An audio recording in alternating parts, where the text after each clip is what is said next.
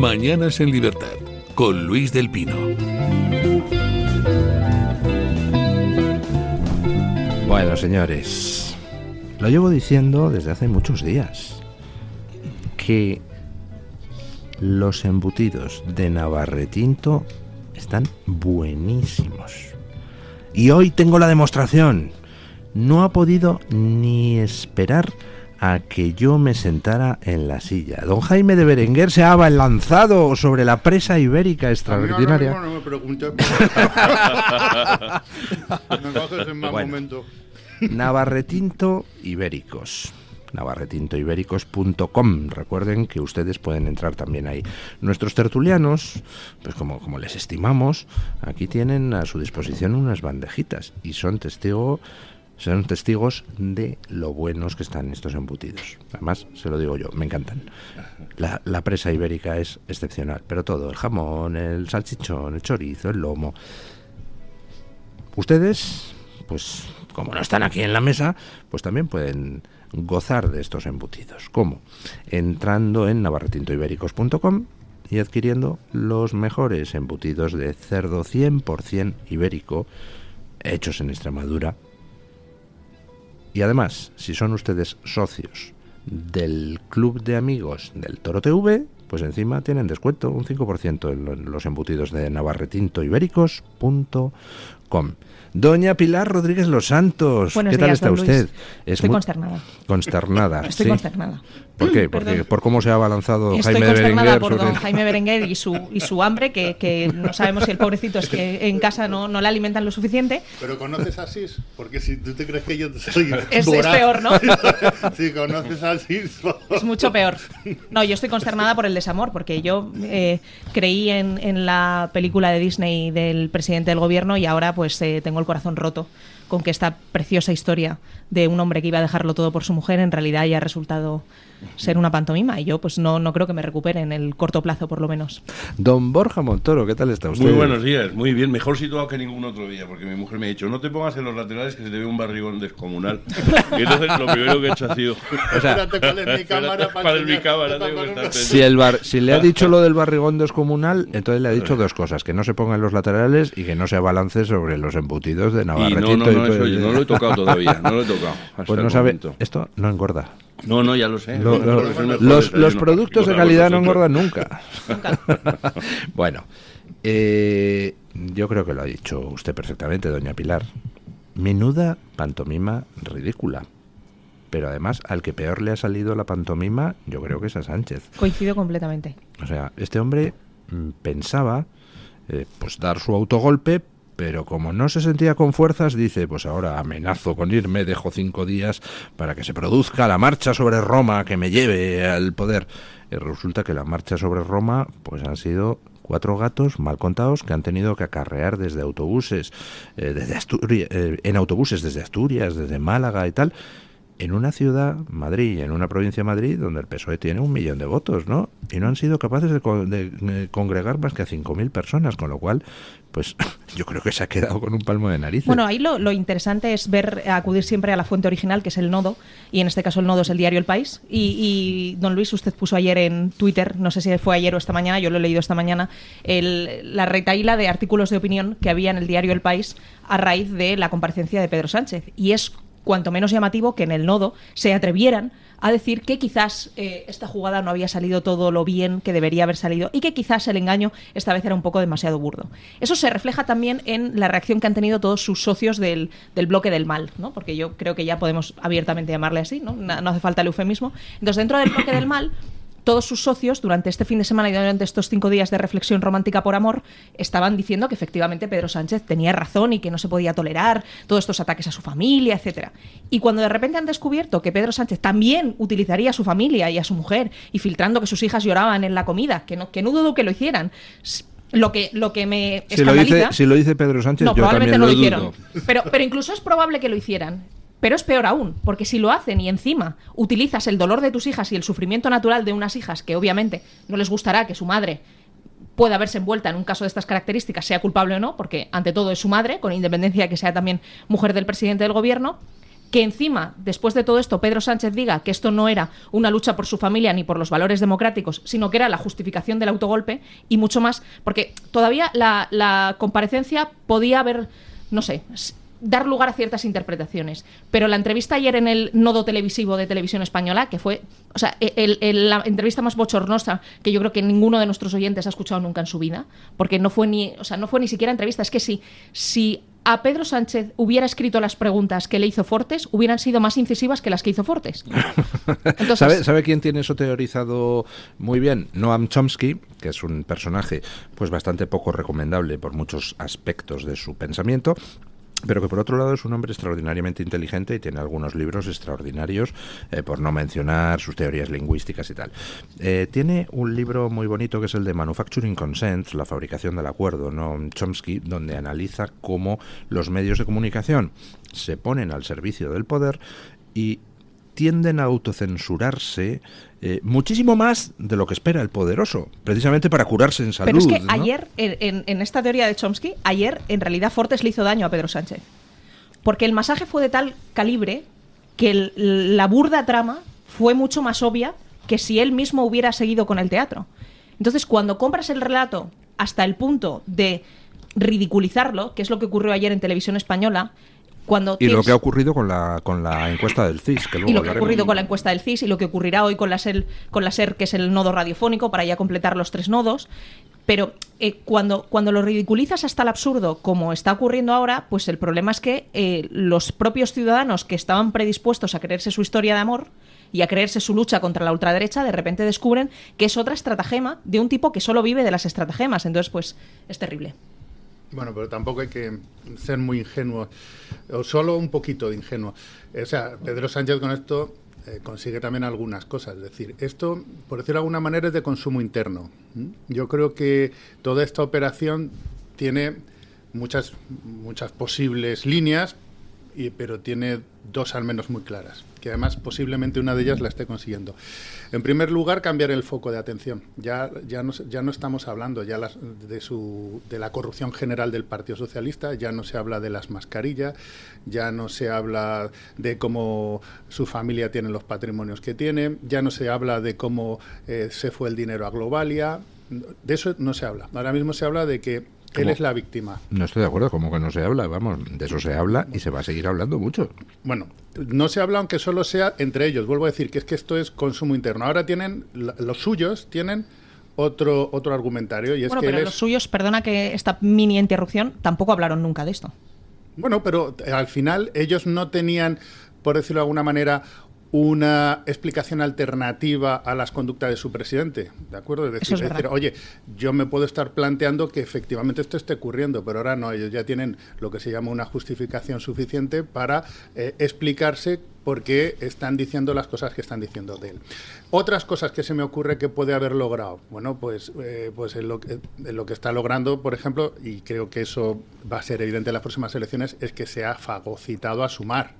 Es decir, ahora mismo el voto útil de la izquierda del personaje del gran criminal del que nos habla Walter Benjamin es Pedro Sánchez. ¿Y qué mérito tiene? Que es el que hace que la derecha o los que no son izquierda se enfade, ¿no? Con lo cual él se va a convertir en el voto útil. Es decir, no me extraña en absoluto que aunque el cómputo general de la izquierda pierda votos, el cómputo particular del PSOE los gane. Y optimice mejor los escaños. Sí, pero cuidado porque eso es verdad. Y hay efectos secundarios con las intervenciones de Sánchez y el paripé. Yo creo que le ha salido la jugada extraordinariamente mal este fin de semana.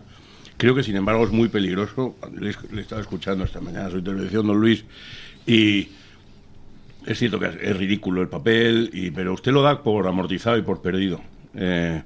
Y dice, es un cadáver político. Y es que la frase es un cadáver político.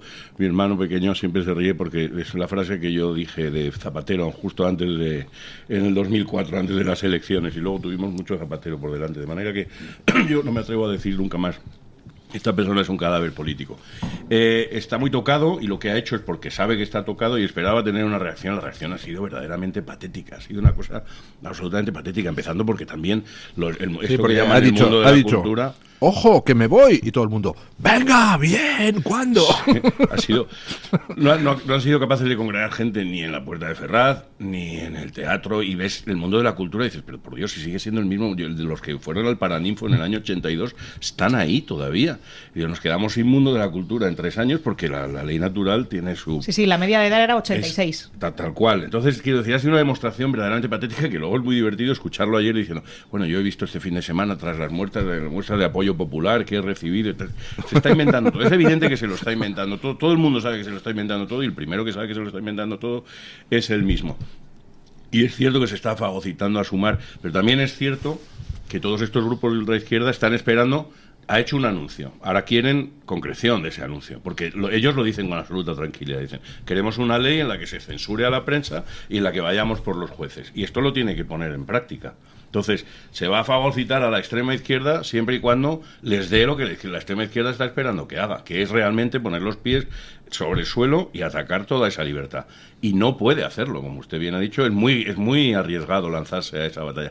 Lo van a poder hacer gota a gota, porque cuidado, dice, hay maneras de comerse la prensa. Una de las maneras de comerse la prensa es ver en qué se ha convertido el telediario de Televisión Española.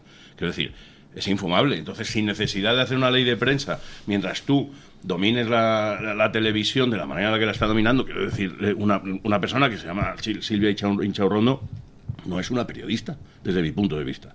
Ha dejado hace mucho tiempo de ser una periodista, es un agente político al servicio del poder, etcétera, etcétera. Entonces, sin necesidad de hacer una ley de prensa, etcétera, se puede hacer mucho daño a la libertad. Porque usted piensa que Radio Televisión Española tiene una gran influencia en la opinión pública. Por favor, estamos en un mundo donde la gente lo que ve es Netflix, donde la gente lo que ve es YouTube, donde la gente lo que ve es Apple, no sé qué. A nadie le importa un bledo lo que diga Televisión Española, bueno, desengañémonos. Genera cierta opinión, por lo menos dentro de su segmento político. Lo que pasa que, claro, es que también yo creo que los que estamos en la oposición mediática y política tenemos una responsabilidad muy importante con esto.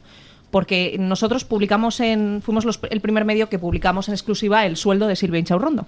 Y entonces Silvia Inchaurrondo se dedicó a ponernos una serie de tweets diciendo que Diario, pues que el panfleto de Inda y bueno, pues toda una serie de cuestiones. Entonces, claro, y comparaba con que había otros medios como El País que, bueno, pues que eran medios garantes de la libertad de prensa y que informaban de manera crítica, etcétera. Entonces, claro, yo ante eso lo único que puedo responder es que Diario nunca ha llevado a Hugo Chávez intubado en portada. Entonces, claro, los bulos, mentiras y el altavoz acrítico absolutamente que llevan los medios de izquierdas con los suyos propios es incomparable con lo que hacen los medios de derechas con la derecha, que de hecho es una de las quejas tradicionales de la derecha, que cuando Feijóo, por ejemplo, se equivoca, todos los medios de derechas dicen, oye, no puedes decir que Puigdemont es una persona respetable. Te estás equivocando y lo estás haciendo mal. Y tiene editorial en El Mundo, en ABC, en OK Diario, en esta radio lo tendría si hubiera existido en ese momento, y en todos los medios de comunicación. Entonces, que nuestro bando, ¿qué es? Nuestro bando, utilizando su lenguaje, nuestro bando utilizando su lenguaje, que es no solamente más crítico, sino que además hace periodismo de verdad, con una línea editorial clara, pero periodismo de verdad, en el que sabe dónde está el bien y dónde está el mal, y nuestro bien no está donde diga el PP o incluso donde diga Vox, sino donde están nuestras ideas. Y sin embargo su bien está donde diga el PSOE y su mal es todo lo que no diga Sánchez. No podemos aceptar en ningún momento que una activista, porque no es periodista, como Silvia Inchaurrondo, que cobra 500.000 euros de sueldo de todos los españoles, nos venga a dar lecciones de absolutamente nada. Estoy absolutamente de acuerdo, pero al final el balance. ¿Quién ha salido a defender a Sánchez? ¿Le han salido a defender? Pues esos periodistas que están a sueldo. Sinceramente, las lealtades compradas a golpe de talonario son muy volátiles, por la sencilla razón de que cuando... Lo que es volátil es el talonario que nos está dejando sin él. Sí, estoy de acuerdo, pero si yo le compro a usted a base de talonario y usted de repente un día empieza a intuir, porque se lo dice su olfato, que yo estoy acabado, su fidelidad se acaba en ese mismo minuto. En ese mismo minuto se pone usted a buscar un nuevo patrón. ¿Pero quién? Porque yo también otra de las... Perdón, Jaime, que... No, adelante. Porque otra de las cosas que hemos visto este fin de semana es se ha constatado la desaparición del Partido Socialista Obrero Español. O sea, lo que queda, esa reunión que ni siquiera sabían, estaban uno detrás del otro tomando el micrófono para decir, por favor, Pedro, pero nadie sabía si iba a quedarse, si iba a irse. Está completamente desconectado del partido del cual es secretario general. No les había dicho nada a nadie.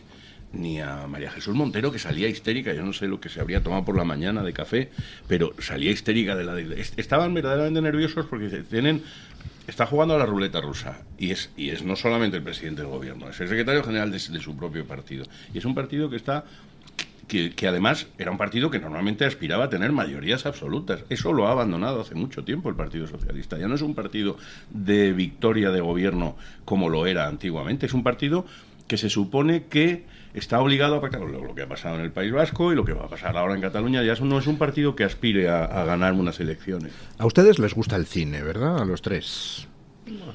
¿No? Sí. Bueno, a don Jaime no. A don Jaime le gustan los embutidos de Navarretín. A mí me gusta más. Soy yo más de papear. cerveza. Bueno, pues a los que les gusta el cine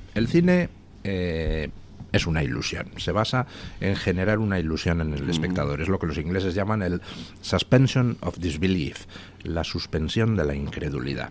Te pueden sacar una película con marcianitos verdes, con, yo qué sé, Cleopatra, pues de color absolutamente negro, siendo griega. Pueden hacer lo que quieran, siempre y cuando respeten ese principio que es la suspensión de la incredulidad. Si tú haces algo completamente inverosímil, pero eres capaz de trasladar al espectador la sensación de que está ante algo posible, entonces la película puede ser un éxito. Pero cuando tú ves un guión donde de repente te empiezan a contar cosas absurdas, donde de repente los personajes no son creíbles, entonces la incredulidad deja de estar suspendida y automáticamente esa película está muerta. El problema que tiene Sánchez, y yo les invito a analizar lo de Tezanos, a analizar su entrevista, a analizar su declaración, a analizar incluso la teatralidad con la que María Jesús Montero animaba a las huestes delante de Ferraz. No. La suspensión de la incredulidad se ha roto. Lo que Sánchez está poniendo sobre la mesa es una mala película que ya no se cree nadie, ni siquiera los propios afiliados del Partido Pero yo Socialista. creo que el relato que planteó el miércoles pasado era un relato muy consistente para su parroquia, insisto, porque los que receptores de esa carta no éramos nosotros, ninguno de nosotros cuatro, que nunca jamás la hubiéramos comprado, hubiera dicho lo que hubiera dicho. Los receptores de esa carta eran todos aquellos que entendieron el 23 de julio que el bloque tenía que ganar a la ultraderecha española aquella, porque la ultraderecha catalana es, por supuesto, bloque progresista, ¿no? Entonces, el relato de están machacando a mi familia por culpa de la ultraderecha mediática que quiere ir a por todos nosotros es un relato consistente y racional. Desde el punto de vista estrictamente de la lógica argumental. Podía haberlo sido, la sí. gente le compra el relato. El problema es que ayer su propio bando, cuando escucha tanto la comparecencia de las 12 como la entrevista, que es terrorífica para su propio relato, sí. Porque en la propia entrevista cuando dice yo no me he planteado nunca dimitir, entonces... y eso, pero si es que nadie ve la entrevista esa, ¿quién habrá visto esa? Pero sí es interesante lo que dice Pilar, es interesante, y no porque lo digamos nosotros, sino porque hay dos intervenciones que ya están y que han aparecido ya en Twitter, en X, perdón. Twitter, no diga X. A mí me gusta decir Twitter, sí. Y es muy curioso porque después de la intervención de anoche ya hay dos intervenciones, una en Televisión Española, en el 24 Horas, de una periodista cuyo nombre no recuerdo, y otra en la SER, también anoche, en el programa de por la noche. Y hay dos periodistas que se supone que deberían ser afectos o partidarios, que son ya bastante críticos, precisamente por eso, por lo que dice usted, porque se ha presentado y ha cambiado completamente. Dice, nosotros pensábamos que esto era una cuestión de honor personal, de mi mujer, el honor de mi mujer mancillado, tal, y de repente, después de la entrevista de anoche, yo solo he visto extractos, etcétera, pero es un yo, que siempre es un personaje que se presenta. Ya no es un personaje que esté al servicio de España, es un personaje que piensa que España tiene que estar a su servicio. Es que antes me he acordado cuando estaba hablando Pilar que no era la primera vez que él utiliza a sus hijas, porque al principio de la primera legislatura nos sacó una carta que le había... Es verdad, en el Consejo de Ministros. Exacto, es decir, es una persona que tiene una tendencia, tiene una personalidad absolutamente narcisista, y es un manipulador nato y un mentiroso. Él manipula a quien haga falta, incluidas sus hijas, incluida su mujer, o quien le parezca... Los muertos que haga falta, todo lo que se le ponga por delante. Además, como no tiene empatía ninguna, porque no tiene la capacidad de, digamos, lo que se llama la emoción de tipo moral, pues es el incapaz de ponerse en el lugar de otro y ser consciente de las consecuencias que tiene para los demás y para él mismo. Entonces él es una persona, en ese sentido, que tira para adelante. Y como tiene esa forma de ser, es muy arriesgado. o sea, él es una persona que toma muchos riesgos y cuando uno toma muchos riesgos le puede salir muy bien. Y de momento la historia, su historia personal, ese famoso mito que sacaban ayer también algunos medios de comunicación de la ¿cómo es el título? Manual de Resistencia. Manual de Resistencia, se sigue aumentando, ¿no? Y él se lo cree. Entonces toma este tipo de decisiones que al final, bueno, pues para los que va a salir muy mal seguro es para los españoles. De hecho ya está saliendo mal. Para él, no sé, porque él al fin y al cabo cuando se vaya de aquí, a no ser que le juzguen por algo, él tiene mucho dinero ahí detrás. Además es que él no es él, que eso es otra cosa que es muy grave, que a veces se nos olvida. Él es un engranaje dentro de una organización que está por encima suya, a la que él sirve, que se llama el Grupo de Puebla, ¿no? Que fueron los primeros que le mostraron su adhesión inquebrantable, claro. Sí. Hombre. Entonces, alguien se cree, por eso me parecía muy ingenuo pensar que la gente se creyera que se iba a ir, que el Grupo de Puebla y ese va a perder las garras sobre pero España. Como organización, ¿Me deja usted que le ponga que le relate una anécdota? Carlos Andrés Pérez en Venezuela, que contrata para unas elecciones a un consultor americano, un gurú de estos electorales impecable. Entonces, pues cuando queda una semana para las elecciones, le dice el Carlos Andrés Pérez, bueno, ¿cómo va el asunto? Y el otro le dice, bueno, extraordinario, extraordinario. Vamos, tiene usted la victoria asegurada. Sí, hombre, dice, salvo catástrofe, salvo, yo qué sé, que le pillaran a usted en una habitación de hotel con una señorita o tal. Se le queda mirando Carlos Andrés Pérez y le dice, pero se nota que usted no es de aquí. Si me pillan con una señorita, ¡arraso! ¿No? Es decir, eso lo pongo como ejemplo de que cada país es distinto. Y efectivamente hay un foro de Puebla con su representante Zapatero intentando venezuelizar España. Lo que pasa es que los tics que pueden valer en Venezuela, los tics que pueden valer en Nicaragua, en Brasil, en México, pues no son los tics que valen en España, simplemente porque cada país es distinto y cada país tiene su situación. Entonces España no está todavía tan desprotegida como para que Pedro Sánchez se pueda marcar un Hugo Chávez. Y lo que se está marcando es un Pedro Castillo. Sí, y como Pedro Sánchez se pase 3 milímetros de la raya, va a acabar en la cárcel. Sí. Pero recuerda, no sé si os acordáis, en el mes de febrero del año 2020, cuando China empezó a confinar a sus ciudadanos, había muchos comentarios en Europa. Yo en ese momento vivía en Bruselas, que es el peor lugar del planeta Tierra de manera expresa. Pero eso es un hecho objetivo. Eso es un hecho objetivo, o sea, es información, no es opinión. Entonces, viviendo en el peor lugar del planeta, todos los eurócratas decían una y otra vez, fíjate qué fuerte esto de los regímenes comunistas, que son capaces de encerrar a la gente y la gente no protesta. Y se mete en sus casas y no protesta. Y se quedan allí y no salen y no hay revueltas. Y efectivamente solo salen para hacer la compra y obedecen y tal. Febrero del año 2020. Y un mes después, todos esos que decían, mira, los regímenes comunistas estaban encerrados en casa sin protestar y sin salir. Entonces, la degradación... O sea, que lo que dijeron es, fíjate, esos regímenes comunistas, la gente no protesta y tal. Y luego se miraron y dijeron, oye, qué idea. Para nosotros. Sí. Pero es verdad, es que la degradación de las libertades se produce a veces a pasos agigantados. Y con la libertad de prensa va a ser a pasos agigantados, no, lo siguiente, porque además los colaboradores necesarios para hacer esto, que son el resto de medios de comunicación, que en un momento dado tendrían que poner pie en pared, sobre todo por una mera cuestión utilitarista egoísta, que es decir, si yo mantengo este régimen y por cualquier cosa sale mal y de repente llegan los de enfrente, ¿qué va a hacer Santiago Abascal cuando llegue a Moncloa?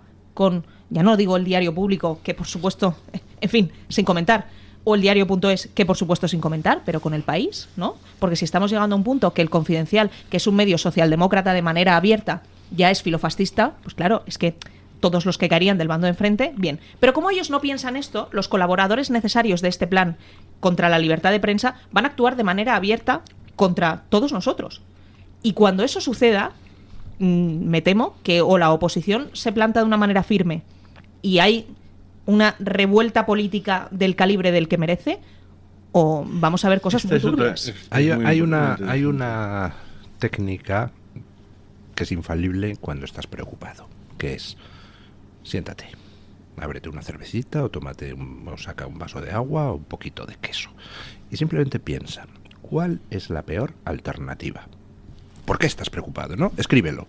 Mira, lo peor que me podría pasar es esto. pero luego léelo y detállalo, ¿no? Entonces, por ejemplo, con esto, ¿qué es lo peor que nos puede pasar? Pues que Sánchez va a intentar su autogolpe y entonces va a sacar una ley para tomar el control del Consejo General del Poder Judicial y va a sacar otra ley para tomar el control de los medios. Vale, lo dejamos por escrito. Y ahora detallémoslo. ¿Cómo lo hace? Sánchez puede presentar mañana un proyecto de ley para, por ejemplo, cambiar el modo de elección del Consejo General del Poder Judicial y conseguir tomar el control. Sí, muy bien. ¿Y cómo se aprobaría eso? Porque tendría que pasar por el Senado, donde el PP tiene mayoría absoluta. Y como ese proyecto llegue al Senado y el PP lo tramite, el PP está muerto. Vamos a ver, que aquí no estamos todavía, afortunadamente, en Venezuela. O sea, quiero decir, unfortunately, quiero decir, conocemos ya nuestros clásicos, entonces... Ya, pero al PP le ha salido muy caro, desde el punto de vista de que pretendían acabar con Vox, y al final lo que ha pasado es que Vox se ha reforzado. Al PP le ha salido muy caro admitir a trámite la ley de amnistía. Si ahora ya, cuando estamos todos en el convencimiento de que Pedro Sánchez está impulsando un autogolpe contra la democracia, si el PP se vuelve a atrever a tramitar una de las leyes con las que Sánchez pretende acabar con la democracia, el PP está muerto. O sea, lo mejor que ha pasado en estos 5 días es que Pedro Sánchez ha hecho imposible para Feijóo caer en la tentación de pactar con Pedro Sánchez. Bueno, yo no vería, no lo daría por hecho. Más que capaz.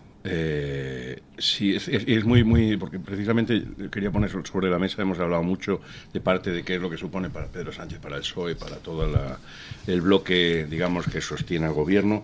Y no habíamos todavía planteado qué es o qué supone esto para la oposición, que se supone que somos todos los demás.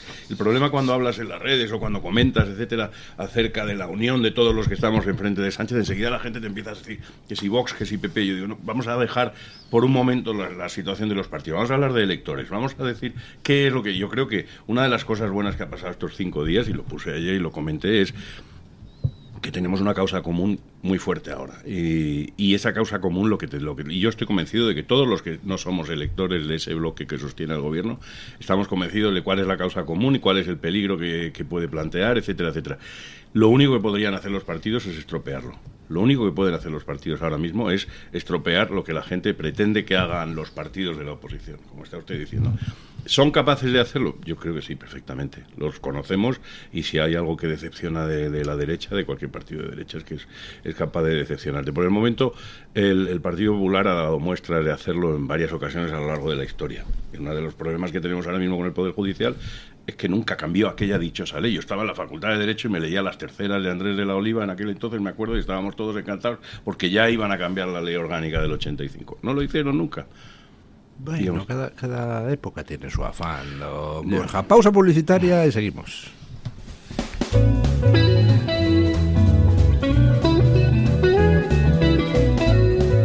Mañanas en Libertad, con Luis del Pino.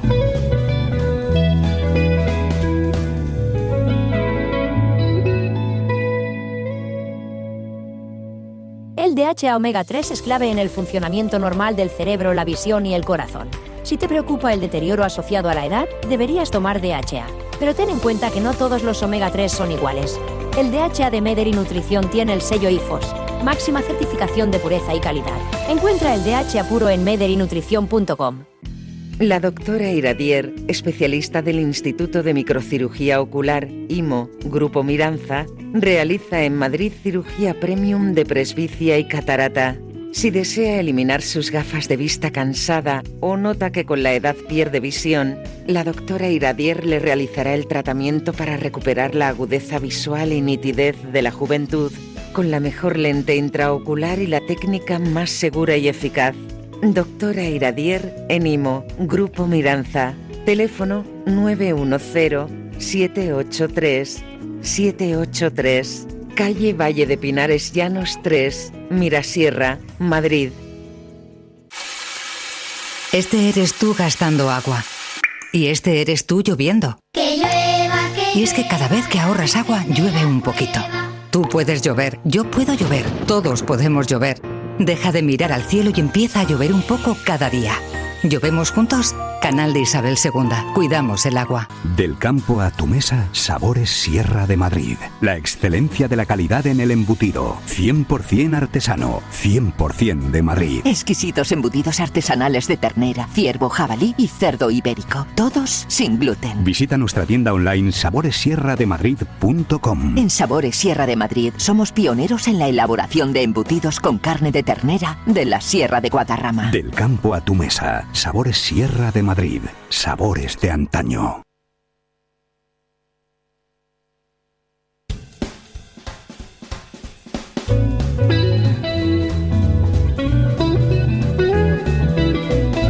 Mañanas en Libertad, con Luis del Pino. Bueno, 9 de la mañana, 8 de la mañana en Canarias, 8 de la mañana en Inglaterra también, que hay gente que nos escucha desde allí, me consta.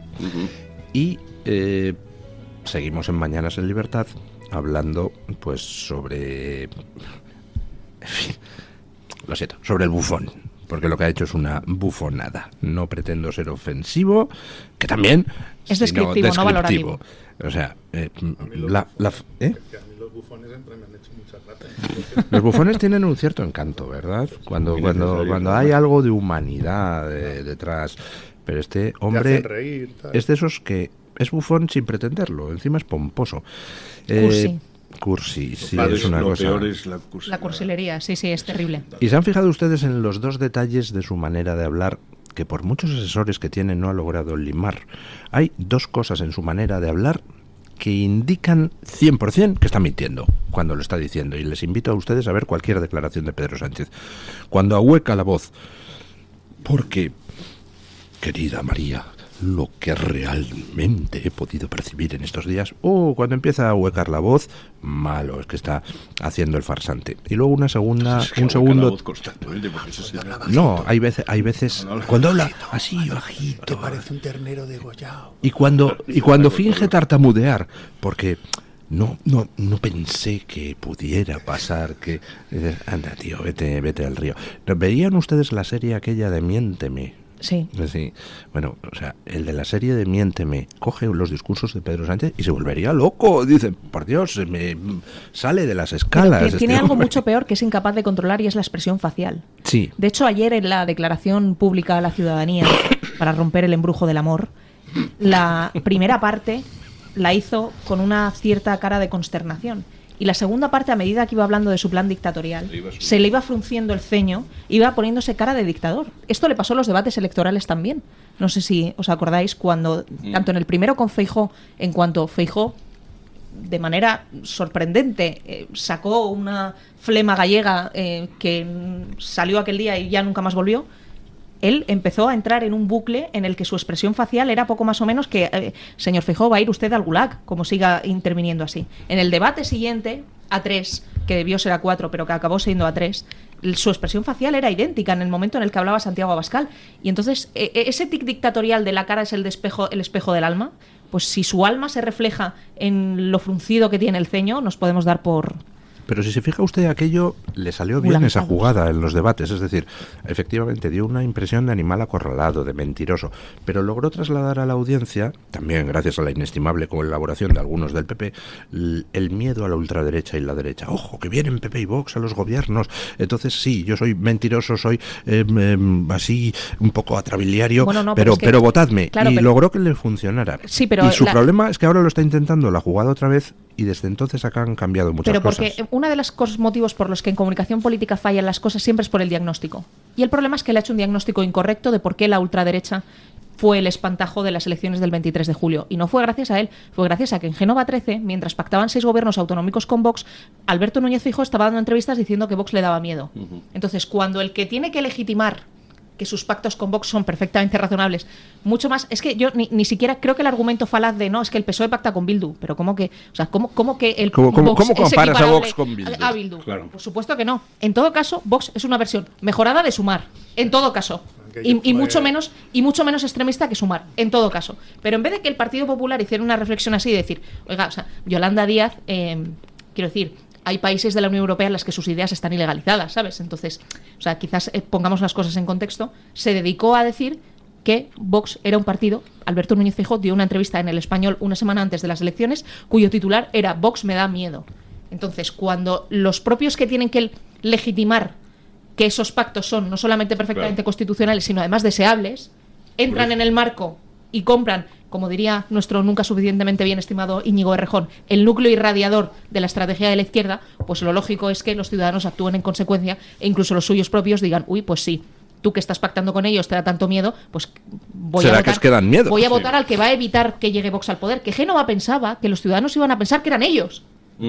Y entonces de repente descubrieron que era el PSOE. Entonces Pedro Sánchez, en vez de hacer este análisis de que su victoria electoral se debe en gran medida a la estrategia inenarrablemente torpe de Génova 13, ha pensado que es por su belleza y por su inestimable inteligencia y porque es el ser humano más dotado por Dios desde Jesucristo.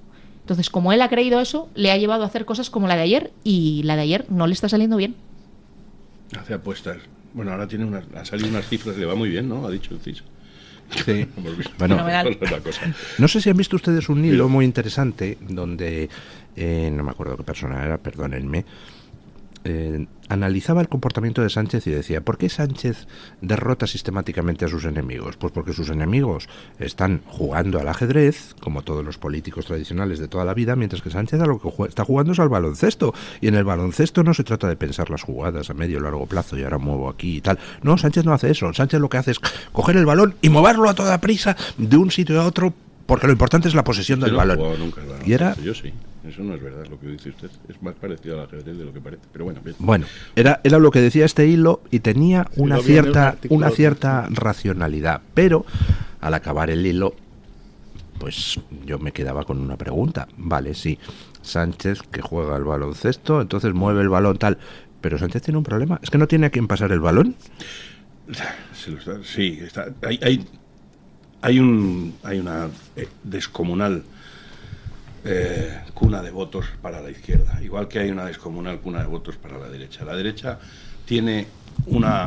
tendría una capacidad de acceder al gobierno y de hacerse con el gobierno si no cometiese los errores, uno de ellos lo que acaba de contar doña Pilar. Y es muy cierto, y todos vimos cómo se estropeó la posibilidad de, después de un 28M, ir a julio y repetir un éxito y haber desalojado a Sánchez, y estoy completamente de acuerdo con el análisis que ha hecho Pilar. En esta situación en la que tenemos ahora, hay varias cosas en las que debemos incidir, porque al margen de que le salga bien o le salga mal, o de que pueda aprobar unos reglamentos o llevarlos al Senado, etcétera, hay que tener mucho cuidado, y estamos en campaña electoral y volvemos a campaña electoral, y hay que ver los gestos, las palabras, etcétera, porque en eso la izquierda es maestra. Entonces, cuando, por ejemplo, y ahora me refiero a unas declaraciones que he oído esta mañana, unas declaraciones de Yolanda Díaz, en las que ella hace mucha insiste sobre un tuit que ha puesto, es necesario seguir profundizando en la democratización de la justicia. Cuando los medios de derecha comentan la noticia de Yolanda Díaz, no pueden decir Yolanda Díaz hace insistencia en la democratización de la justicia, porque no está haciendo insistencia en la democratización. Le estás comprando el lenguaje. Le estás comprando el lenguaje. Pues la República Democrática de Alemania. Ella ha dicho esa palabra, pero nosotros no podemos decir la misma palabra. Y hay que tener mucho cuidado con la manera en la que se explican. Y de la misma manera que cuando hablamos del bloqueo al Poder Judicial, porque eso es otra de las insistencias. Es que hay un bloqueo y hemos comprado el material que nos venden desde hace meses y desde hace Pues anda, que lo del bloque progresista... Lo del bloque progresista... Eso es lo peor de todo, pero de largo. Claro. El PNV hay 50.000 palabras. Claro, sí, y Bildu. Hay palabras y hay gestos que deberíamos, de alguna manera, estar todos de acuerdo, todos los que estamos enfrente, de decir, no podemos entrar en el juego suyo. Una de las cosas que la semana pasada, antes de que se sucediese el comunicado de Sánchez, a mí me chocó y no me gustó. Fue Alejandro Fernández, que es una persona que a mí por la que siento el mayor de los respetos, y que incluso me sorprendió que el Partido Popular terminase por elegir como candidato para las elecciones de Cataluña. Pero había un acto en la Pompeu Fabra la semana pasada al que acudían todos y en el que se excluyó arbitrariamente a Vox. Que es la primera la resolución de la Junta Electoral, a Vox, que la llevó siendo la primera fuerza constitucional. Constitucional. Y entonces Vox fue con su candidato con la intención de participar como uno más en el debate. Y no se permitió de una manera completamente arbitraria. Le dijeron, no, es que usted no, porque usted es fascista. ¿Eso qué significa? Pues que está usted contra la dignidad, creo recordar, porque vi la intervención de la muchacha, que no le muy amable ella, muy mona y todo, pero no le dejaba participar. Con lo cual él dijo, pues mire usted, esto es un atropello, etcétera. Pero es que el candidato del Partido Popular se tiró de los pantalones, se sentó en la silla y contempló la escena como si no fuese con él. Yo digo, no puedes no levantarte en ese momento es que eso no va contigo, porque por supuesto que va contigo, porque hoy están echando a este señor a Garriga, pero mañana te echarán a ti. Entonces, no se puede actuar de esa manera, yo lo siento. Necesitamos, de alguna manera, tener un límite, por lo menos un límite en cuanto a qué consideramos que es la confrontación, cuál es nuestra barrera, nuestra trinchera, nuestra alambrada. Esto no se puede hacer. Y en ese sentido tenemos que estar de acuerdo en decir, cuando se produzca un asalto, sucede ahora que Vieto Rubido ayer hizo unas declaraciones con las que yo estoy completamente de acuerdo. Yo puedo haber criticado algunas declaraciones de Vieto Rubido, estar de acuerdo o no estar de acuerdo con algunas cosas que diga un día u otro, me da igual. Estoy absolutamente de acuerdo en que puedo decir lo que le dé la santa gana, porque tiene libertad de expresión. Y lo que dijo ayer, además, me parece bastante sensato. En todo caso, la mayor parte de la prensa, con toda la razón, de nuestra, digamos, prensa, las que defendemos la libertad de prensa, alzamos la voz y enseguida todos nos pusimos y nos solidarizamos con Vieto Rubido. Es que no es el primer periodista al que le han censurado palabras, etcétera, pero ha habido otros periodistas cuyas declaraciones o cuyas intervenciones también te pueden parecer más o menos rechazables o no.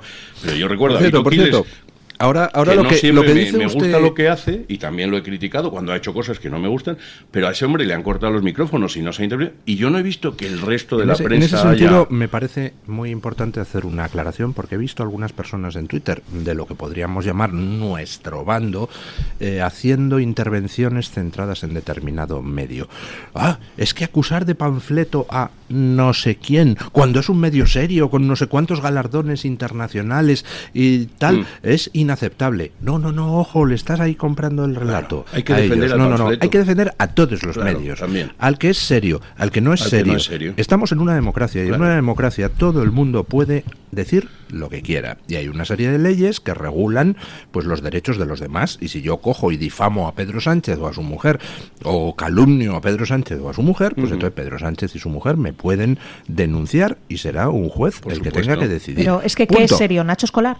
Es que, o sea, el baremo de la moral es que Nacho Escolar es el que va a certificar quién es serio y quién no es serio. Silvia Inchaurrondo, que es una activista en vez de una periodista, va a certificar quién es serio y quién no es serio. Por eso estamos incorporando a nuestro vocabulario un nuevo término que nos acaban de inocular, que es lo de periodismo serio, etcétera. Dices, pero ¿de qué estamos hablando?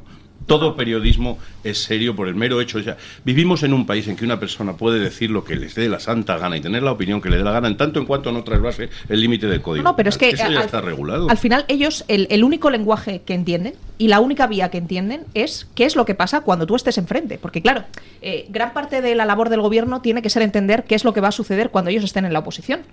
Y cuál es el país que van a dejar y cuáles son las condiciones en las que ellos van a ejercer la oposición cuando estén allí. Entonces, si juegan a establecer un marco legislativo a través del cual, cuando lleguen los de enfrente, van a poder utilizar herramientas para que ellos mismos acaben sin poder tener lo que Íñigo Errejón, otra vez, que parece que es mi gran gurú, llamaba las instituciones populares de resistencia. Sí, claro. Y estableces un marco por el cual te cargas toda esa labor de oposición que ellos van a necesitar en el momento en el que pierdan el poder, si es que la derecha en algún momento decide que ya va siendo hora de dejar de hacer cosas contraintuitivas, va a ser un problema para ellos. Pero en cualquier caso hay un asunto importantísimo. El asalto que pretenden hacer, tanto al Poder Judicial como a la prensa libre, es un asalto motivado ahora, desde el punto de vista racional, en un arrebato de adolescente del presidente del gobierno. Y es muy importante que la oposición, cuando haga el relato de por qué está sucediendo esto, explique que ahora mismo Pedro Sánchez ha dado un autogolpe porque está enfadado, porque cree que un juez no puede considerar que su mujer responde ante el Código Penal. Y cuando la gente entienda que este tipo es un autócrata, hasta el punto de que cuando le tocan a nivel personal, ya sea a él o a su familia, es capaz de destruir el Estado de Derecho español con el único fin de garantizarse una impunidad solo aplicable al rey, será más fácil hacer el relato. Ayer en las comparecencias, la de Abascal también, pero sobre todo en la de Feijóo, yo eché de menos muchísimo primero, mencionar de manera directa a Begoña Gómez y segundo, que hubiera un relato. Hubo un conjunto de, como decía mi anterior jefe, el alcalde de Madrid, un totum revolutum de generalidades y de ideas repetidas de no, es que es un sátrapa, no, es que es un... No hay un relato por el cual la gente que hoy nos está escuchando y que dice, vale, este tipo va a convertir España en una pseudodictadura, ¿y ahora qué hacemos? Mira, es que ayer no hubo un líder que se pusiera enfrente de la manifestación. Estoy muy de acuerdo contigo. Hace ya muchos años, cuando apareció el fenómeno Podemos, yo siempre comentaba a la gente que quería oírme que el gran mérito que tenía Pablo Iglesias es que él tenía un relato. Es decir, decía cosas. Él decía cosas. Te podían gustar o no, podían ser un disparate o no, pero cuando uno dice, me lo invento, porque no me acuerdo ni las cosas que decía, pero cuando él decía, vamos a acabar con la casta, que nadie sabía muy bien quién era, los vamos a llevar a los tribunales y vamos a regalar casas a todo el mundo, o lo que fuere, ¿no? Que decía muchas cosas. Decía cosas, entonces la gente es lo que se llama la capacidad de ser imaginable. Lo que más o menos lo que ha dicho usted, que es una... En el momento que tú crees y cuentas a alguien algo que es imaginable, aunque sea una barbaridad, por ejemplo, dar papeles aquí a todo el mundo y dar a todo el mundo una paga y una paga universal. Tú lo estás viendo, aunque sea un disparate. Pues eso, es que lo que estaba diciendo Pilar ahora tiene razón, eso no lo tiene. Yo cuando veo algunos discursos... yo no veo que la derecha esté dando un plan. Milei, ¿por qué? ¿Por qué triunfó? Porque él tenía una idea de Argentina y la contó y la gente dijo, pues me puede gustar o no me puede gustar, pero hay una idea. Y en estos momentos tú cuando oyes los discursos, lo siento, de los dos partidos mayoritarios de la oposición, yo no veo una idea de España. Yo veo lo que ha dicho Pilar. Pues es un sátrapa, es un mentiroso. Que en el fondo acabamos cayendo en las acusaciones ad hominem. Pero eso está muy bien, si quieren, pero a nivel descriptivo. Pero tú tienes que contar un plan para mejorar tu vida en un futuro más o menos próximo. Y ese horizonte, ¿qué es lo que te lleva a ti a explorar cuando estás en el campo? Pues algo, un paisaje misterioso, vas hacia un punto que quieres explorar un poco más, es decir, tú vas hacia adelante con un horizonte. Pues eso hoy en día la derecha no lo tiene. Yo estoy oyendo a mucha gente que cuando habla de Feijóo dice que no va a cambiar nada, vamos a seguir exactamente igual. Y eso, pues me van a permitir, no ilusiona absolutamente a nadie. Y me callo con esto, don Luis. Lo que ha dicho también Pilar hace un momento, oye, ¿por qué les permitimos siempre a ellos que hagan términos? Son maestros porque un término al final es un significante, que tenga o no significado, que tiene detrás un concepto más o menos amplio que la gente proyecta en él. Me explico. Cuando ellos dicen máquina de fango, ya nos han ganado. ¿Dónde está? Semántica. Claro, ya nos han ganado. Cuando ellos dicen cualquiera de esos términos, la ley de memoria democrática, ya nos han ganado. Entonces, ¿cuándo vamos nosotros a aprender? 1, a generar nuestros propios términos. 2, a generar términos conceptuales, que son mucho más que un mero palabra, que conceptualmente luche contra eso. Pero, ¿y sabes por qué no lo hacemos? Porque me temo que no hay plan B. Ese es el problema. Yo creo que sí. No, es clave. Pues yo, perdónenme, pero, jolín, no soy precisamente el mayor fan de Feijóo, pero déjenme que salga en su defensa. Porque no hablaba yo solo de Feijóo, hablaba de toda la oposición. A mí me parece que ayer Abascal estuvo muy bien y que Feijóo también estuvo muy bien. El análisis que hizo Feijóo de toda la jugada de Sánchez es muy bueno. Yo simplemente eché de menos en el discurso de Feijóo, digamos, que lo complementara con y ahora lo que voy a hacer es esto. Ya, pero es que y en concreto yo le he preguntado a Feijóo dos cosas esta mañana. Primero, ¿va usted a anunciar solemnemente que a partir de ahora, como Pedro Sánchez es un peligro para la democracia, usted corta todo tipo de contacto con él? Y segundo, ¿va usted a convocar a Begoña Gómez y a Pedro Sánchez a la comisión de investigación del Senado sobre el caso Koldo? Porque debería. Si no hace eso, es decir, si los hechos no acompañan a las palabras, pues entonces me tragaré mis palabras y diré, vale, pues lo de Feijóo era otra vez otra engañifa. Pero el discurso a mí me gustó. Yo creo que hizo un discurso muy inteligente. Un momento que os cuente un experimento que hice hace muchos años. No os voy a contar todo el experimento, pero un experimento real, publicado, ¿no? Bueno, estábamos buscando cómo ahorrar energía eléctrica. Entonces, bueno, había varias variables, pero una de ellas ese era el tipo de mensaje que aparecía en unas etiquetas que habíamos puesto en los baños, ¿no? Un diseño 2x... Bueno, a lo que voy. Y entonces utilizamos 5 tipos de mensaje. Condición control no había mensaje y luego 4 tipos de mensajes más. El único que funcionó, porque eran de tipo abstracto, pues al salir apaga la luz, ser responsable, la energía que gastas la apagas tú, pues uno hacía referencia a la economía, otro a las normas sociales de los demás. El único que funcionó estadísticamente significativo era el que decía al salir apaga la luz, es decir, el mensaje directo, es decir, el que te dice qué voy a hacer y cómo lo voy a hacer. Sí. Y eso es lo que le falta yo creo que a la oposición, a la derecha en general. Es porque no se lo creen, es que creen que porque no lo tienen, no, es que yo creo que es peor, es que creo que no tienen plan. Es que a mí me da a veces la impresión que no lo tienen. Pero no lo tienen porque no se creen lo que dicen. O sea, no creen que es retórica todo. O sea, ellos llegan... O sea, este fin de semana hemos asistido, no sé si sois futboleros, pero hubo un documental... Yo mucho. Sí. Luis se destaca, de hecho, yo lo veo siempre en todos los partidos. Pero hubo un documental que hizo Antoine Griezmann cuando tenía que tomar la decisión sobre si salir del Atlético de Madrid, ir al Barça, etcétera. Hizo un documental que se llamaba Griezmann la decisión. Y entonces pues explicaba cuál era el proceso por el cual decidía si se iba, volvía, tal y cual. Pedro Sánchez este fin de semana, no me extrañaría nada que hubiera tenido a la productora de Netflix para su famoso documental de las 4 estaciones. Bueno, este documental aparecerá antes. Aparecerá, pues habrá un capítulo extra que será Pedro Sánchez, la decisión. Secuela, ¿no? Y entonces estará ahí paseando por los jardines de Moncloa, hablando con Begoña, leyendo a Hayek y cosas así. Calcetón, un calcetín en cada lado, hablando. Oye, Pedro. Efectivamente. Pero el problema es que mientras Pedro Sánchez está viviendo en esta ficción que está montando completamente...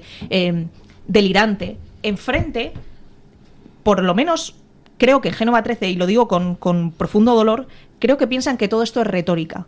Entonces sale Feijóo ayer, y a pesar de que haya muchos dirigentes que sí lo creen, e incluso el propio Feijóo lo puede creer, creen que esto es un debate de, como se decía antes, pues contra Zapatero o contra Sánchez, de no, es que este es un sátrapa, es que este es un narcisista, pero no creen de verdad la gravedad de la situación que está viviendo España. Yo planteo una pregunta en ese sentido, completamente de acuerdo. Por lo menos yo sí sé perfectamente lo que yo considero que habría que hacer con la justicia, y lo he sostenido desde hace muchísimos años, como he dicho antes. El votante del espectro de derechas, pero sobre todo el votante está absolutamente seguro. Ahora mismo podría poner la mano en el fuego de que si vuelve a ganar, por ejemplo, si imaginemos que Feijóo obtuviese mayoría absoluta, ¿quién puede apostar hoy en día con absoluta seguridad que cambiaría la ley orgánica del Poder Judicial? Es que quiero decir, yo no lo apostaría, yo no me jugaría mi mano por hecho. Entonces, uno tiene que tener claramente, evidentemente en la vida, el decir, esto lo va a cambiar, seguro, si gana, seguro. Entonces, en ese sentido, a mí me inspira más confianza el mensaje de Vox, porque me da la sensación de que hay cosas que dicen y pienso que lo harán. Es muy difícil de decir porque todavía no han tenido posibilidad de tener ni siquiera un gobierno autonómico, etcétera. Habrá cosas que gusten más o que gusten menos. De hecho, yo creo que hay votantes que se supone que están en el límite o pensando, y hay cosas de Vox que les pueden gustar, etcétera, pero siempre dicen, no, es que esto que dicen, pero cuando no terminan de dar el salto de cambiar y de apostar y dar su voto a Vox es precisamente porque creen que si Vox gana va a hacer lo que dice. Pero Vox llegó a tener 52 diputados. Claro. Quiero decir que hay, por lo menos, son 24 que son capaces de fluctuar, ir de PP a Vox o de Vox a PP. Pero bueno, lo que quería comentarte antes que has dicho tú, Pilar, que es muy interesante, no es que en Génova, que yo creo que ese es el problema, piensen que es retórica. No, yo creo que el gran problema es que ellos se creen que la retórica no importa. Uh-huh. Ese es el problema. Acepto completamente, claro, Matici, es verdad. Ese es el problema. Pues mire, sí, lamentable. Mira, pero no lo hemos inventado. No, tiene su parte. Nosotros no lo hemos inventado. ¿De qué se quejaba? ¿Contra qué reacciona Platón o Sócrates? Contra los sofistas. Es decir, esto ya viene, o sea, tienen decenas, miles de años. Es que importa, y más en una sociedad, y como vamos avanzando en el conocimiento científico, donde sabemos que procesamos la información de la manera que la procesamos. Por motivos de inteligencia, por motivos de tiempo, por motivos de atención.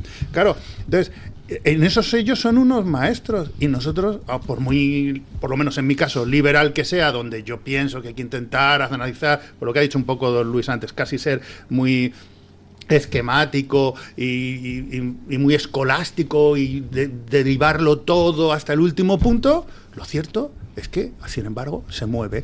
¿Y cómo llegó Pablo Iglesias a donde llegó? Por pura retórica. por pura retórica diciendo cosas. Pero las cosas que él decía... Yo, si me permiten, puedo tratar de expresar lo que están ustedes diciendo de otra forma un poco más descarnada. A ver, ¿Se puede? cuando se pone así... Pánico. Vamos a ver. ¿Por qué gana Sánchez? Pues porque está dispuesto a hacer lo que sea para ganar. Entonces, la pregunta que nos debemos hacer es, ¿y tú qué harías para evitar que España, la Constitución, la libertad y la democracia sean destruidas? ¿Estás dispuesto a hacer lo que sea? No, pues estás perdido. Gana Sánchez. No, pero en el debate retórico, Bueno. incluso antes de eso, en el debate retórico, es que también hay que asumir una cosa. El bloque de la derecha no asume que nuestras ideas, incluyéndonos nosotros dentro de ello, son moralmente mejores, superiores a las de los de enfrente. Y hay que decirlo de una manera completamente clara. Nuestras ideas son moralmente superiores a las de enfrente y por eso las defendemos. Si creyéramos que están en igualdad de condiciones, no las defenderíamos. Pero como nuestras ideas son mejores, tenemos que sentirnos orgullosos de ellos y defenderlas de una manera... ¿Sabes ¿Qué quién ideas era? defiende Un momentito, ¿sabéis quién era un crack en eso y que yo de verdad no entiendo cómo no está en política y nos permitimos el lujo de que no está en política? Sí, ayer pues usted Iván nombraba, Espinosa de los Monteros. Iván era un tío que es inteligente, que es simpático y que tiene las ideas clarísimas y que no tiene complejo. Entonces, la izquierda estaba desarbolada. Yo cuando lo veía que iba a los programas de televisión de por la noche, el periodista, ¿cómo se llama? No es Ferrer. Fortes. Sí. Llegó un momento que yo vi amor con Fortes, porque Fortes se encontró con un alter ego que era capaz de ir allí y decirle, mira, pues esto, y además tú no tienes razón y me río de ti. Bueno, ¿cómo es posible que ese señor, que Iván Espinosa de los Monteros, esté en su casa? Pero es que yo creo que ese es el camino. Yo creo que es el camino. Personas así. Pero es que cuando se ha dado la batalla y ha habido alguien... Está en su que casa porque no quiero saber nada, no me extraña. Además, pero que cuando ha habido alguien que haya entendido, o sea, cuando alguien en la historia entiende que efectivamente nuestras ideas son moralmente superiores, la derecha arrasa siempre. Si es que pasó aquí en Madrid con Ayuso. El fenómeno de Ayuso y el motivo por el que, teniendo un Vox no tan débil, Ayuso ha conseguido estas mayorías no solamente electorales, sino también sociales, es porque ella ha entendido que sus ideas son moralmente superiores a las de los demás. Y por lo tanto no acepta que nadie enfrente le diga que tiene que pedir perdón por pensar en lo que piensa y por llevar a cabo sus ideas. Y el problema es que todavía hay esa socialdemocracia sociológica establecida en España, por la cual incluso los dirigentes de derechas parece que, como tienen ese pecado original, que es que hubo un señor llamado Franco hace 50 años y por eso tienen que pedir perdón cada día por defender sus ideas, no son capaces de salir adelante y decir, oye, es que me niego a que tú seas el que está generalizando. Yo no veo a Vox pidiendo perdón por sus ideas nunca, y es precisamente pero eso lo que hace que tenga fortaleza. Pero Vox en las comunidades autónomas, en las que gobiernan en 6 comunidades autónomas, también, y lo digo con cierta pena, tienen que entender que su labor tiene que ser más visible para los ciudadanos. Porque ahora mismo los ciudadanos de las comunidades autónomas en las que Vox gobierna no tienen la percepción de que Vox haya cambiado de manera sustancial sus comunidades autónomas. A pesar de que... Depende de la comunidad, ¿no? Sí. Hay algunas donde sí, otras donde no. Yo creo que en Valencia, en Murcia... ¿Creemos de verdad que en Murcia la gente sabe cuáles son las medidas que lleva a cabo Antelo y cuáles son las que lleva a cabo López Miras? Yo creo que sí es bastante presente. Me da la sensación, no vivo allí. Yo soy murciana, que es el pilar más importante de la civilización occidental, la región de Murcia. O sea, somos los garantes de Occidente, Murcia. Entonces, partiendo de esta base... es muy difícil, y no es culpa de Vox, le pasó a Ciudadanos también. Cuando uno llega a un gobierno de coalición, nosotros estamos sobreinformados sobre lo que ocurre. Pero los ciudadanos, lógicamente no, porque esto de lo que hablamos nosotros es un rollo. Si es que a la gente es lógico que no le interese. En Castilla y León, el papel de Gallardo me parece que es extraordinario. Es mejor que el que tiene. ¿Y cuál es el resultado en Castilla y León? Pues que los dos, que están colaborando sin ningún tipo de problema, pues en las elecciones están viendo beneficiados. Es decir, sube el PP y sube Vox, suben los dos. Pero en Castilla y León se produjo un episodio que va muy bien. Y en educación especialmente es una comunidad que tiene unos niveles que están muy por encima del resto de la... Y el apoyo al sector primario. En muchas cosas, y yo me alegro enormemente y se lo reconozco. Pero sucede una cosa, y estamos en los principios una vez más. Cuando todos sabemos, no el 100% del electorado de derecha piensa lo mismo, por supuesto, pero una inmensa mayoría del electorado de derecha considera, por supuesto, ninguno creo que considere el aborto como un derecho.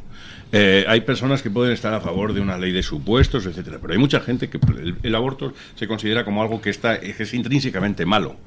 Luego está en los modos en los que se tiene que combatir. Yo estoy en una posición, porque mi objetivo final no es que sea ilegal, es que sea inconcebible. Eso es lo que a mí me gustaría que fuese el aborto. Es como la esclavitud, es algo que llega un momento que dices, es que no se puede ni siquiera pensar en eso de una manera racional. Pero no sé cuál sería exactamente la vía. Yo pienso que la prohibición sería un primer paso, pero puedo aceptar que hay otras personas que tienen otros puntos de vista y discutir acerca de eso. El problema es que cuando Gallardo, por ejemplo, planteó una medida que es mínima, que es la de escuchar el latido del feto, o dar la posibilidad voluntariamente a una mujer que está embarazada antes de tomar la decisión. Si usted quiere escuchar el latido de la criatura, que el ser vivo que lleva adentro puede hacerlo, y yo le voy a brindar la oportunidad de hacerlo, la izquierda salió como una fiera, como una jauría, y la derecha que gobernaba con Gallardo, es decir, esa derecha que Mañueco se plegó. Mire, ha comprado usted el relato de las cosas. Y es decir, ha hecho usted precisamente aquello contra lo que estaba predicando antes. El episodio fue así. Gallardo, es decir, Vox, no presentó ninguna iniciativa suya para que dar a las mujeres la posibilidad de que escucharan el latido cardíaco. No es verdad. Fue una iniciativa conjunta del Partido Popular y de Vox en esa comunidad autónoma. Y desde luego mi aplauso para ambos por hacerlo. Fue una iniciativa y lo que pasó de Vox, creo recordar. Fue una iniciativa conjunta y que se presentó en rueda de prensa conjunta. Pero que ojalá sea de Vox, si es que Vox hizo muy bien. Vamos a ver, déjenme acabar. Fueron PP y Vox conjuntamente, en rueda de prensa conjunta, quienes presentan la iniciativa. Y entonces lo que se produce es, no un ataque de la izquierda. Eso a Mañueco le hubiera importado 3 bledos y a Vox 4. No, lo que se produce es, desde los medios de la derecha, un ataque inmisericorde contra Vox y contra la iniciativa, y desde Génova 13 una llamada diciendo hay que retirar esto. Y entonces es cuando el PP de la comunidad pues mete en marcha atrás y entonces pues se produce todo el follón. Pero no es verdad que fuera iniciativa de Vox, era conjunta. Yo creo que era una iniciativa que nacía de la Consejería. No, y si busque usted en mi timeline y tiene usted el enlace a la rueda de prensa conjunta donde la dan Vox y el PP anunciando la iniciativa. Pero que en cualquier caso, en este caso yo creo que hubiera sido incluso mejor que hubiera sido de Vox, porque el gran problema que creo que puede tener Vox, que es lo que le pasó a Ciudadanos, es que la gente tiene que ser capaz de diferenciar medidas de Vox con medidas del Partido Popular, porque si no, en los gobiernos autonómicos, igual que en los gobiernos en general, el rédito siempre se lo lleva el presidente, porque es la figura reconocible por todos. Entonces, en este caso, yo creo que Gallardo es el ejemplo de cómo tienen que ser los vicepresidentes de Vox en el resto de territorios, que es una figura claramente diferenciada de la de Mañueco y en la que los ciudadanos son capaces de diferenciar lo que hace el uno y lo que hace el otro, porque tienen perfiles muy distintos. Yo no estoy de acuerdo con esa concepción utilitarista. Lo que tiene que hacer Vox, y también debería hacerlo el PP, es trabajar por el bien de sus ciudadanos. Bueno, pero es que y eso lo no es están utilitario. haciendo en todos sitios. Eso no es utilitario. Y yo creo que, igual que en Castilla y León, pues Vox tiene un perfil muy claro, y el hecho de que Vox tenga un perfil muy claro no perjudica al PP tampoco, están subiendo los dos.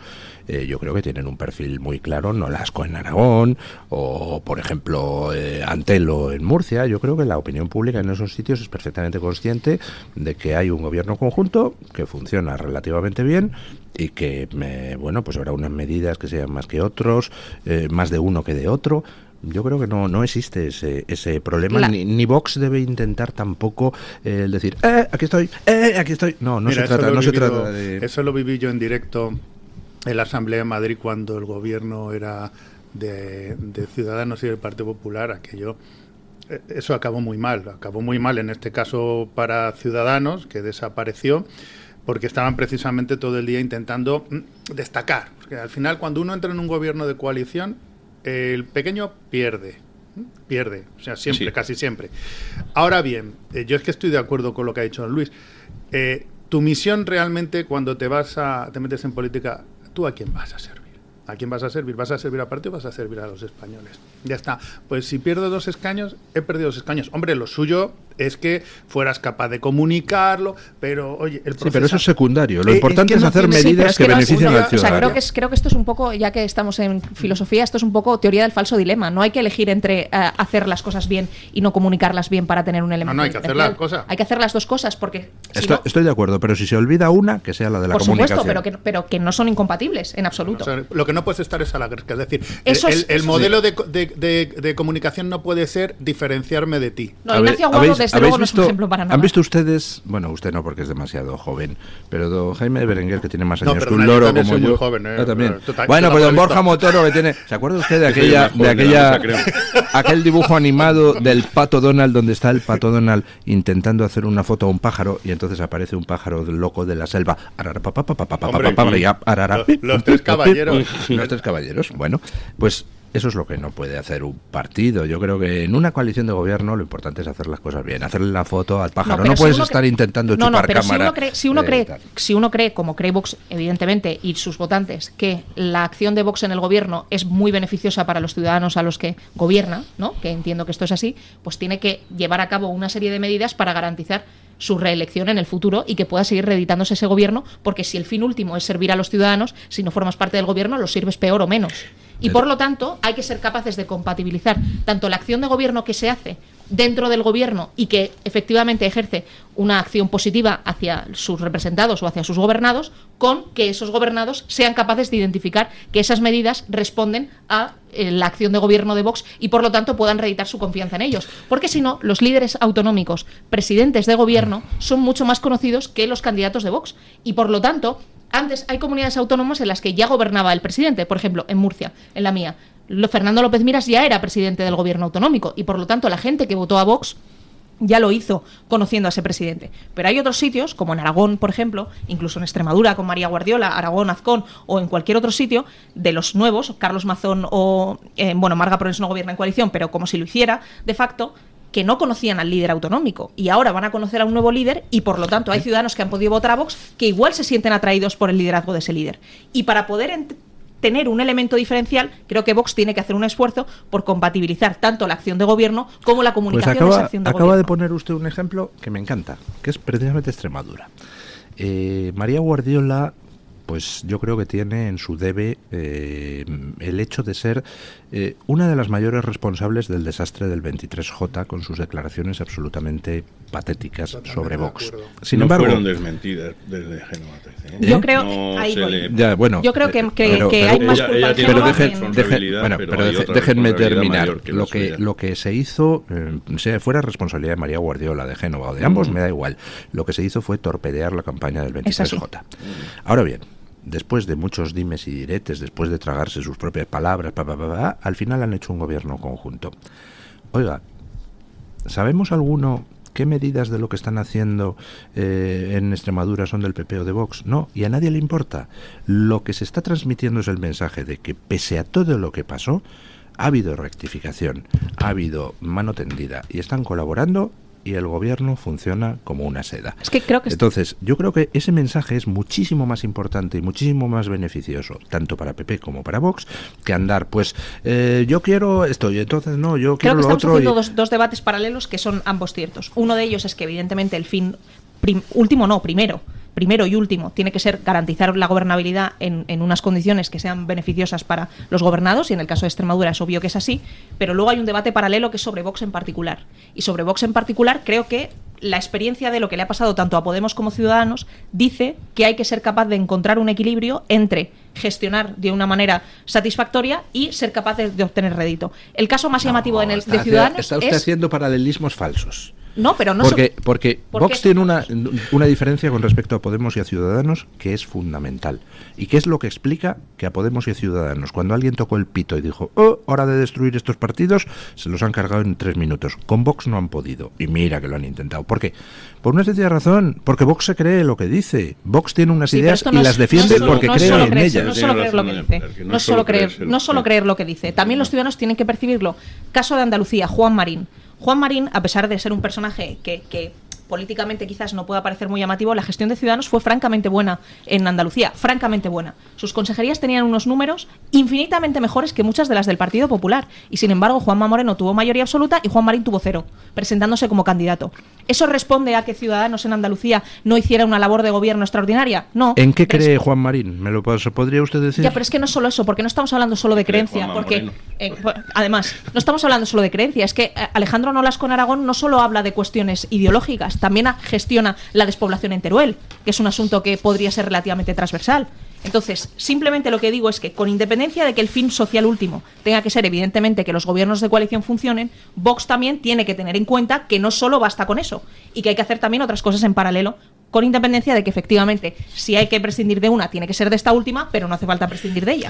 Bueno, ¿han visto ustedes qué tertulia tan variada? Empezamos hablando de Sánchez y acabamos terminando por hablar de estrategia electoral de los partidos de la oposición. Así que, como aquí cada cual habla de lo que le da la gana y no de lo que dice el director de la tertulia, pues el director de la tertulia va a hablar ahora de lo que le da la gana. Vamos a ver. 2 recomendaciones. Primera: si quieren ustedes que nosotros podamos hacer con la máxima celeridad, podamos llevar a cabo nuestro proyecto de crear una radio generalista libre, independiente, pues pueden ayudarnos de una manera muy fácil. Háganse socios del Club de Amigos del Toro TV. Si lo hacen, pues nos ayudarán a conseguir estos objetivos que yo creo que son buenos para todos, pero además nosotros pues intentaremos también devolverles pues un poco de la atención que ustedes nos prestan. ¿Cómo? Pues por ejemplo organizando cosas. Para hoy tenemos la segunda conferencia dentro del ciclo de salud para los amigos del Toro TV. El doctor Luis Gutiérrez Serantes dedica esta segunda conferencia a la hipertensión, esa asesina silenciosa. Así que, si quieren ustedes asistir esta tarde, entren en la página del Club de Amigos y apúntense. El jueves 16 de mayo tenemos una visita guiada a Madrid al Palacio de Buenavista. Palacio de Buenavista, que no sé si saben ustedes que perteneció a Manuel Godoy. El muy jeta consiguió que el Ayuntamiento de Madrid en su día le regalara el palacio por el morro. Bueno, pues pueden ustedes ver este palacio apuntándose a la visita guiada. El 22 de mayo tendremos presentación de mi libro sobre Fernando VII. Presentación para los socios del Club de Amigos del Toro TV. Pero antes de eso, yo tendré la presentación más general, organizada por la editorial, esa no para los socios del Club de Amigos del Toro TV, sino para todo el mundo, en el Centro Riojano, el próximo 9 de mayo a las 7:30 de la tarde. Presentaré mi libro, Yo el difamado. Fernando VII, autobiografía apócrifa de un buen rey. Centro Riojano, 9 de mayo, 7:30 de la tarde. Y por favor, un ruego a todo el mundo, porque estoy viendo en internet, en Twitter, un montón de gente diciendo Pedro Sánchez el mayor felón desde Fernando VII. ¡Que no! Que lo que nos han contado de Fernando VII es una filfa. Fernando VII fue el único que en Bayona se atrevió a plantar cara a Napoleón. Fue el único que no traicionó a España. ¿Quieren ustedes comparar a Pedro Sánchez con algún felón?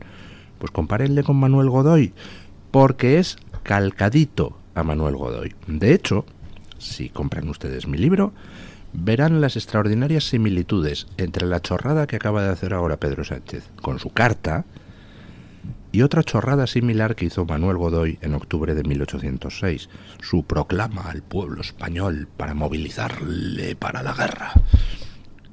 Chorrada que le valió a Godoy pues que a partir de ese momento quedará políticamente muerto por parte de Napoleón. Doña Carmen Carbonell, ¿qué dicen nuestros oyentes? Pues don Luis, le traigo la voz de la audiencia. Les voy a contar lo que han contestado en esa libre encuesta que lanzábamos esta mañana, y saben ustedes que, llegado este momento, nosotros a través del chat de Radio Libertad en YouTube les preguntamos a nuestra querida audiencia quién ha sido, en su opinión, el mejor contertulio. Esta pregunta, don Luis, tenemos que decir que está suscitando ciertas pugnas, sobre todo entre la gente que apoya a cada uno de sus contertulios. También hay quien, como por ejemplo Miguel Ángel Rodríguez, que dice que a él personalmente no le gusta que se haga... él será el auténtico. No sé si es el auténtico Mar, no lo sé. No lo creo. Pero el caso es que dice que a él personalmente no le gusta... Él es oyente, pero se mantiene en la clandestinidad. Me haría ilusión que fuera el auténtico, la verdad. Bueno, el auténtico, ¿por qué no? Miguel Ángel Rodríguez es el auténtico, efectivamente. Es el auténtico, A mí personalmente dice, no me gusta que se haga competir a los contertulios. Es verdad que es una especie de juego, ¿no?, que hacemos para que, pues bueno, fomentar la participación participación de nuestros contertulios, pero ellos de normal se llevan muy bien, como han podido ver, así que no es una competición como tal, y durante todo este mes de abril, don Luis, nos ha estado acompañando Chocolates Matías López con este premio. Les damos las gracias por el apoyo que nos han dado durante todo este mes, y tengo que decirles todas que estas vueltas que está dando doña Carmen Carbonell para decirnos tal, es porque en realidad me la voy a llevar yo la tableta. No, don Luis, porque la cosa había estado muy reñida, pero bueno, les digo que Chocolates Matías López lo pueden encontrar en www.chocolatesmatiaslopez.es o en un número de teléfono que es el 91 413 35 64. Y hoy la cosa está muy reñida, pero se la lleva Pilar además, de gran embajadora de la región de Murcia. Yo tengo grandes amigos murcianos, así que sé que he ganado por Murcia. Sé que he ganado los murcianos los que han votado. Ha sido un voto adulterado completamente porque la diáspora murciana. Pero es que ha habido un vuelco de repente en los mensajes que la gente, pues a través de los votos. Mamá, lo hemos intentado.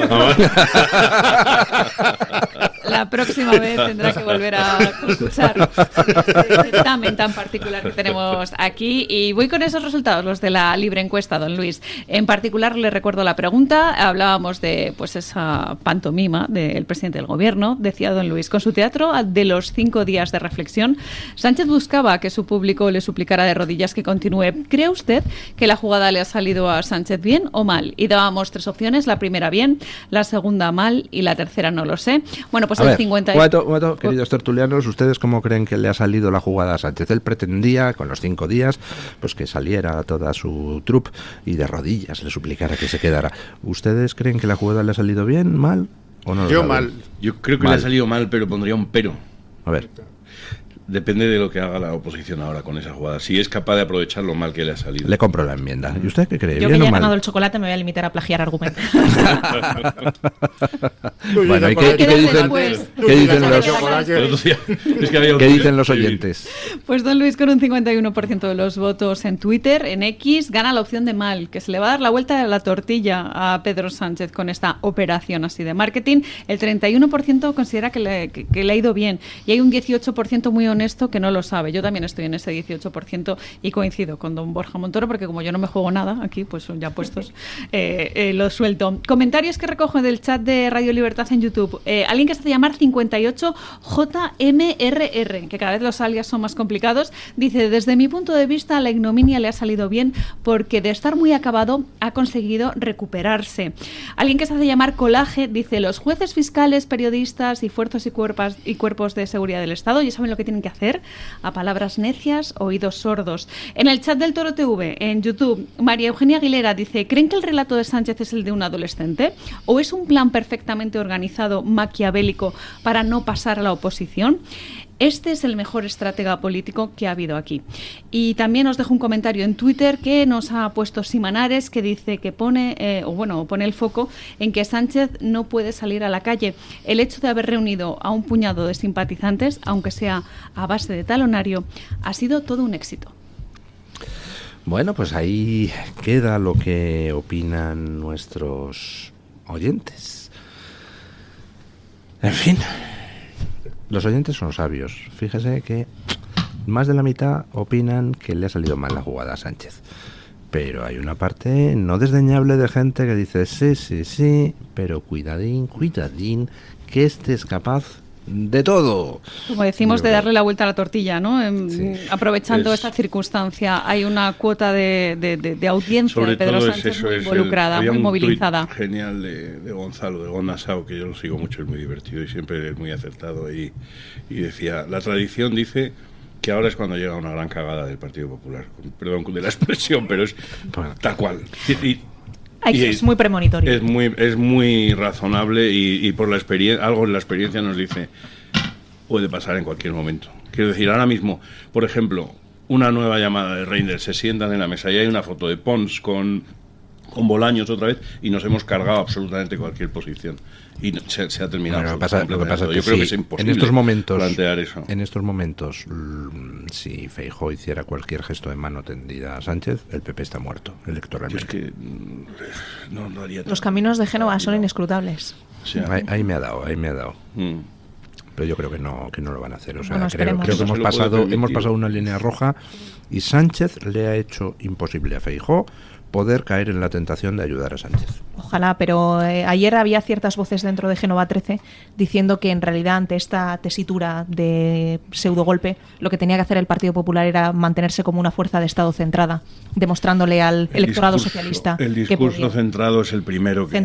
yo lo escuché muy temprano de boca de Margallo en esta casa, en la tertulia del Toro. Lo escuché. Lo primero que le vino es... El primer planteamiento después de haber escuchado la intervención de Sánchez fue: es la hora de que todo el mundo se agolpe alrededor de un proyecto de centro centrado, por no decir centro-izquierda, muy moderado, que es el del PP, Vox sobra y tal. Y dice, pues ese es el análisis, es un análisis tan absolutamente... Que nos lo cuenten, vuelvo a lo de antes, que me cuenten, venga, ¿cuál es ese proyecto? Ya. Exacto. Cuéntamelo.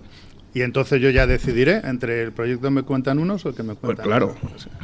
Bueno, señores, ha sido todo un placer disfrutar de su compañía. Me ha olvidado traer el libro, que me lo regaló usted la semana pasada y con la emoción me lo llevé sin firmar y dije, bueno, pues la próxima vez voy... pues el 9 de mayo, Centro Riojano, si se acerca usted se lo firmo. Sí, el 9 de mayo yo que tengo una cosa de la universidad. El 9 de mayo no va a poder. No voy a decir cuál, porque no estamos autorizados a hacer publicidad, pero tengo una cosa con mis alumnos y eso, y entonces no puedo estar con Bueno, usted. igual hay otra ocasión de venir aquí a esta tertulia, qué sé yo, la semana que viene, sin ir más lejos. Sí, por ejemplo. Por eso esa es la confianza. Si no me he traído el libro es porque sigo confiando que me van a volver a llamar y todo. Esa es la... Es un truco, ¿eh? Es un truco de Borja Montoro. Es un truco, efectivamente. Voy a dejar el libro sin traer, así se apiada usted de mí y me sigue llamando. Venga, vale. Venga, a la calle. Doña Pilar Rodríguez Los Santos, un placer, como siempre, disfrutar de sus análisis. Muchas gracias a usted y a la región de Murcia, siempre. Por cierto, la región de Murcia, que aunque la gente no lo sepa, es donde se come las mejores tapas de pulpo de España. Lo siento, pero es así. Son extraordinarias. Pilar más importante de la civilización occidental. Don Jaime de Berenguer, muchísimas gracias. A usted. Don Jaime de Berenguer, que me ha acompañado en este devorar juntos el embutido de navarretitoibéricos.com. Estaba Eric mirando a través del cristal diciendo... No ha habido suerte. Ni una loncha. No le han dejado nada, don Eric. Qué vergüenza, Jaime de Berenguer. Qué apetito tiene. Sí, eso, qué vergüenza. Bueno, pausa publicitaria y nos vamos pues a tirar la caña, como tiene que ser.